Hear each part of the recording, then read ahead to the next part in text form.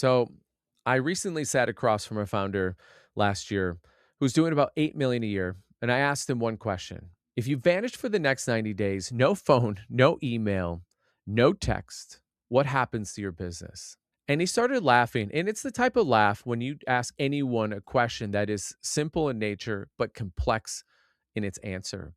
He started laughing because I think he already knew the answer. At least I knew the answer.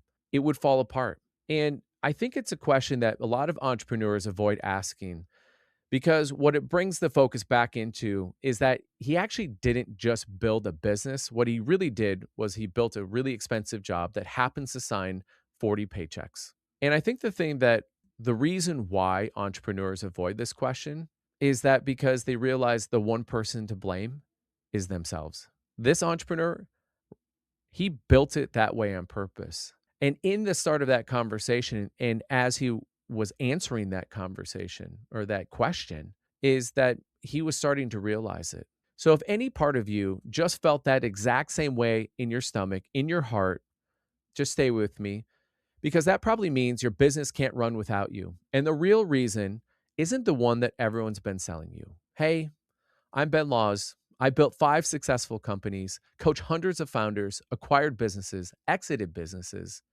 and been on the roller coaster of everything in between. I help business owners build a business they love that runs without them so that they can focus on growing the vision. I mean, think about it. That's the fun part. These making big swings. It's the reason why we got into business.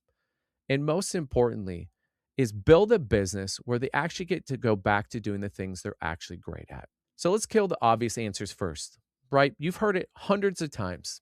And by the way, these are all incredible answers, right? These are all incredible force multipliers. But I want to dive into the one that I think really is it. But again, you've heard this over and over. You need better systems. You need to write the SOPs. You need to hire an operator, build the org chart. And again, I want to emphasize you do need all those things. But what I've seen as I've watched founders and basically all the founders that are building all these beautiful companies, they've have the documentation. They have a full leadership team.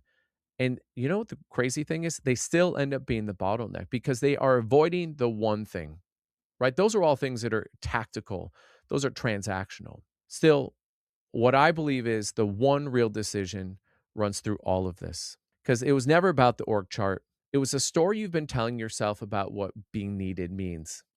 Somewhere on the way up, being needed started to feel like being valuable. And I think that for a lot of entrepreneurs, like this rings true because I think that when you're needed, it feels like you're providing that value.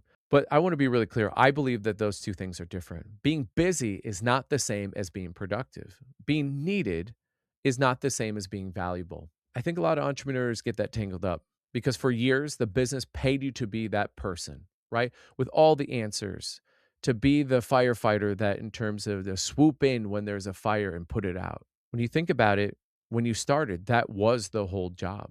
Here's how I know it's about identity and not systems. Watch what happens when a typical founder, by the way, this was me, and I guarantee you this is you. When you try to hand something off, you find someone, you train that someone, you invest in them, and then the second it's not done exactly how you would have done it, how they would have done it, they jump right back in and take it over. They'll tell you it's about quality, but I think beneath all of that, it's not about quality. It's that somewhere deep down, if the business runs fine without you, then who are you? What is your value?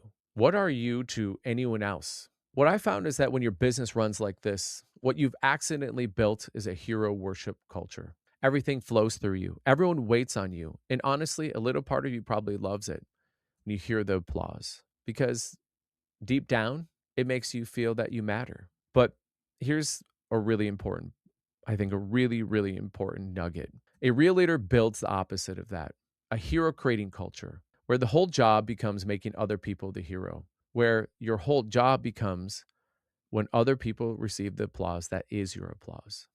You make yourself replaceable on purpose. Think about your business like a body for a second. Right now, you've made yourself the spine. Every single thing in the business is load bearing on you.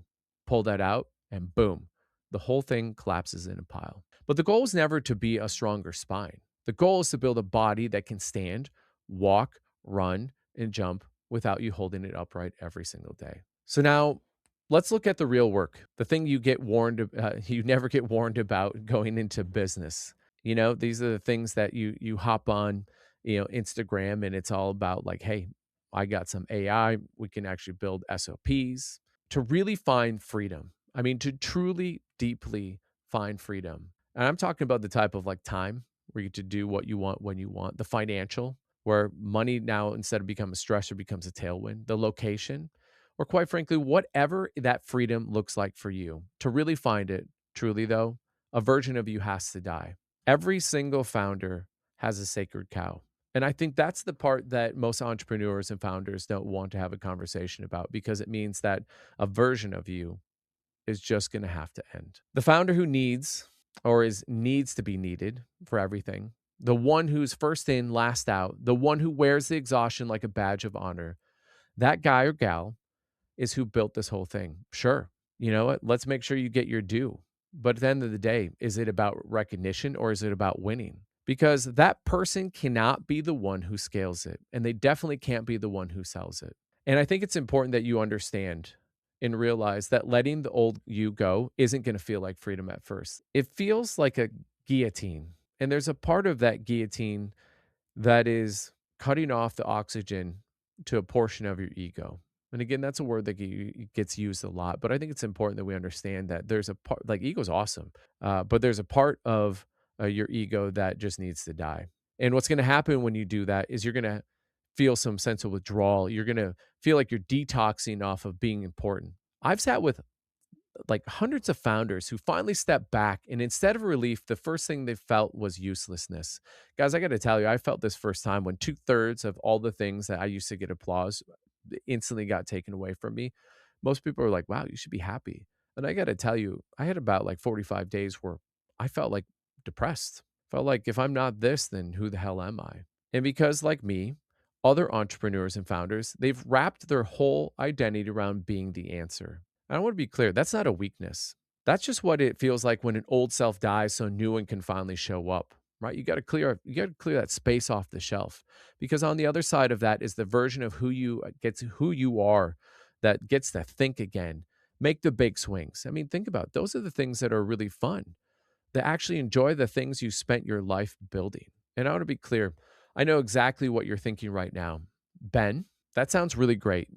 But if I actually step back, the whole damn thing is going to fall apart. But I really want you to just hold that thought for a second because I'm about to show you why the opposite is true and what staying the bottleneck is quietly costing you in real dollars right now. So let's talk about it money because for a lot of entrepreneurs, money talks. Because this is not just a feelings conversation, right? When we talk about it's like, hey, you got to get to you being out of the bottleneck, right? And we're talking about ego and the death of those sacred cows because there's a more important part.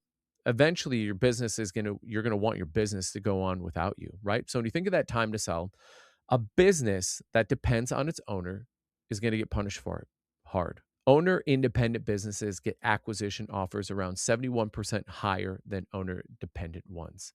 So think about it. Same revenue, same profit, and the basically the new owner is going to pay you far more for a reason, or they're going to pay you far less for a reason.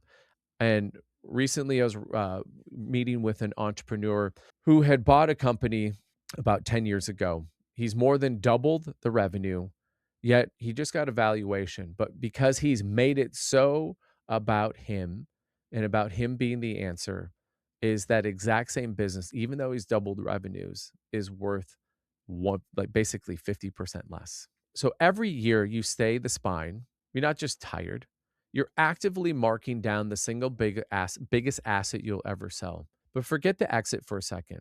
The bigger cost is the one you feel on a random Tuesday when it really hits you that you've built this whole thing to have freedom. And somewhere along the way, it became your prison. It started owning you. So here's the reframe I want you to leave with. The most valuable thing that you could do this quarter is probably going to feel the most useless. I want to say that again. The most valuable thing you could do this quarter is probably going to feel like the most useless. Here's the unlock. You have to step back from something in your business. And guys, it can't just be random and it can't just be by chance. It has to be with intentionality. It has to be with purpose. And to be clear, it's not because you're checking out. It's because you're finally willing to play a bigger game. And that bigger game is not being needed just by your employees or your clients. Here's your homework. What I'd actually like you to do this week is pick one decision that always run through you. Just one.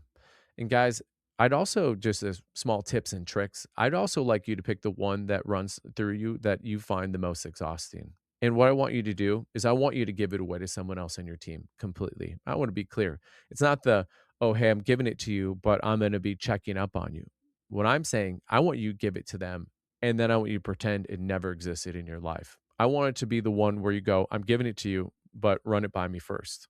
Nope, that needs to die. Let them own it the whole way. And then here's, I think, a really interesting exercise. Watch what your gut does. If it panics a little bit, that's good. That means that you actually found the exact spot where your identity is still load bearing. That panic is the map. So hold the space for it, follow it. If you want to get back to being in the vision, taking those big swings, the thing you're actually great at, come see how we work with founders at maxlifecoach.com. I'd love to help you find that freedom you're looking for.